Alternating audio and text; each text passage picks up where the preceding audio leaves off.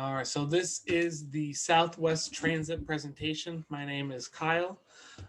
So, what Southwest Transit is, it is a current airline company in the southwest of the United States that brings flights from California to the surrounding states of Nevada, Arizona, and New Mexico. So, what this project that I was tasked of creating with a fellow other members, it's to help bring some ideas to a marketing strategy. Southwest Transit has a competitive airline company that is releasing brand new flight plans at new competitive rates. So the goal of this is to create a team who can help create a brand new marketing strategy to help keep customers loyal and keep the flights going. As a group, we decided on Bob, Elizabeth, Caitlin, Ian, Susan, and William. We decided on these six because of their easygoing personalities and their abilities to be team players. All of six of them have been with the company for an extended period of time, so they also have very strong leadership qualities. I then narrowed it down to these four: Bob, Elizabeth, Susan, and William. So the reason I chose these four is because of their very strong communication skills. Communication is defined as like the process from transmitting information from one person to another. So the reason that I went with these four is because Bob, who is a very strong leader, he's very eager to get started on his goals. He's very eager to get the tasks that he has and work them through. He is so eager that he sometimes takes on too many tasks at once. Elizabeth, she is a very strong leader. She's very passionate at what she does, but she's also a very strong listener to people. She's willing to set herself down and listen to what other people have to say. Susan, she is very creative, very enthusiastic, and very steadfast with her ideas and what she has to say. Putting that Susan and Elizabeth together are a perfect combination. William is very sympathetic with his surrounding team. He's very willing to also listen to what others have to say and very willing to sit down and be that perfect partner. He is also very confident in what he does because he's been doing it for a very long time. Each of these members have very set sets of strengths and weaknesses. Bob, like mentioned before, is very eager in what he does. So eager, in fact, that he does like taking on more than one task, always willing to lend an extra hand. William is a very confident individual, and his confidence is his biggest strength. Elizabeth's biggest strength is her skill at being a problem solver, and Susan's biggest strength, excuse me, she is very creative in what she does. They each have a set of weaknesses as well. These weaknesses could lead to conflicts down the road, but their strengths do overmatch what their weaknesses are. Williams sometimes lacks the efficiency to accomplish his goals. He sometimes has that confidence to think what he is doing is right no matter what. Elizabeth sometimes lacks the will to want to learn new skills. Sometimes she believes that what she already knows is best and she doesn't need to learn something new. Susan sometimes loses focus. She knows she's very creative in what she's doing, but sometimes she can get distracted very easily. And Bob's eagerness is actually sometimes a weakness in that he spreads himself very thin, sometimes doesn't have enough skill set to do all of the tasks he took on at once. I do believe this team has very strong potential, though.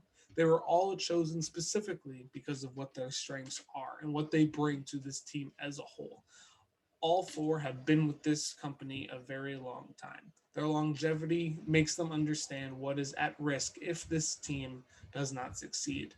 They all have that goal of being able to accomplish it within a reasonable time frame. And they all have the very great positive attitudes and communication skills to work together. There are specific motivational strategies that I think would be very key with this team. So I do believe that there is a great theory known as the dual structure theory. Not just having one leader, but multiple to work together and bounce ideas off of. Maybe having one leader could be a bad set when there are other people who like listening to what others have to say, and also like participating in the decision making process. Hierarchy of needs theory is very similar in that aspect. It sets up, instead of having just one leader, has a couple leaders that all are able to submit their ideas and goals. Because Elizabeth likes to not speak, excuse me, listen to what she has to say, listen to what others have to say, that meshes well with having two different theories, is that allows others to participate in the decision making process. There are a couple conflicts that could develop in this. The first of which is between Elizabeth and William. Because William sometimes does prefer to work independently, because he is very confident, that does sometimes cause frustration when others, including his teammate and leader Elizabeth, don't necessarily step out of their comfort zone to be confident in their abilities. This is an example of constructive conflict, which is based on natural and inevitable conflicts that arise in due time. I think the best management style to deter this conflict is using listening skills to be able to sit each other down and know what each one has set and is expecting from the other to do. The next area of conflict that could come up is between Bob and Susan. Bob tends to speak his mind and what he does, and Susan has a tendency to lose focus. This is an example of dysfunctional conflict, which dysfunctional conflict is focused on emotions. Both Bob and Susan are very emotionally driven in what their goals are. I think the best conflict management style would be using mediation, which to be able to have each party sit down, express their goals, and then work together as a team to be able to put each other's decision, decisive, to put each other's negative attitudes behind them. There are a couple specific leadership strategies that I think could be best for this group.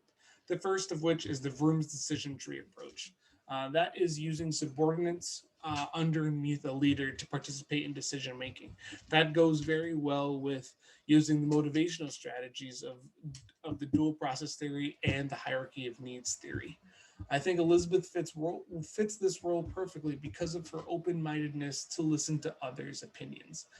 Having her as that leader to be able to listen to what other people are saying fits very well within this theory.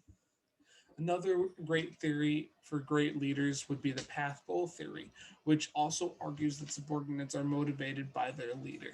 Having subordinates being motivated by their leader would be a great example of this. Susan is a perfect example of this because of her abilities to be creative within her leadership style. Conscious capitalism are very key in this decision making process. There are four key principles to that. They are higher purpose, stakeholder orientation, conscious leadership, and conscious culture. Because Bob is very eager to volunteer himself, he fits in that role of conscious culture because he goes above and beyond, even if it means overworking himself. Elizabeth is an example of a perfect leader. She always is willing to be that voice when needed and also listens to others when they want to voice their opinions. That is an example of conscious leadership. Susan is very full of creativity and her steadfast in what her opinions. Although she lacks focus, she is devoted in what she does. That is a higher purpose. And William, he's a team player and he sympathizes well with his colleagues. That is his stakeholder orientation.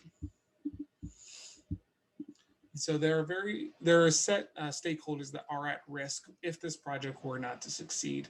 The first of which is the team itself. If the team fails, this company could go under and they would be without jobs. Another one, same as the team, are the other employees around them. If they were to not succeed, they also would not have any more jobs. And then there are the Southwest Transit investors themselves and Southwest Transit management themselves, both of which have a substantial amount of monetary value within this company. But I think the biggest stakeholder at risk is the community at large. Without the community participating in this Southwest Transit airline, they won't have any more competitive rates to bounce from. So they wouldn't have one flight versus another flight to participate in. But I think there are some positive impacts that will come out of this team. The first of which is Southwest Transit would, with the new success, would create competitive rates for their customers. This would cause them to return increasing profits. This would lead to the second positive impact, which would be providing Southwest Transit employees with new wages and increased benefits as well, which would therefore lead to the third positive impact for Southwest Transit, which would keep customers returning, thus continuously growing Southwest Transit. With the continual growth of the company, they are able to expand their flights, not necessarily to the Southwest, but therefore grow throughout the country, excuse me, maybe even reaching towards Oregon, Washington, and beyond. There are my resources. Thank you very much for listening.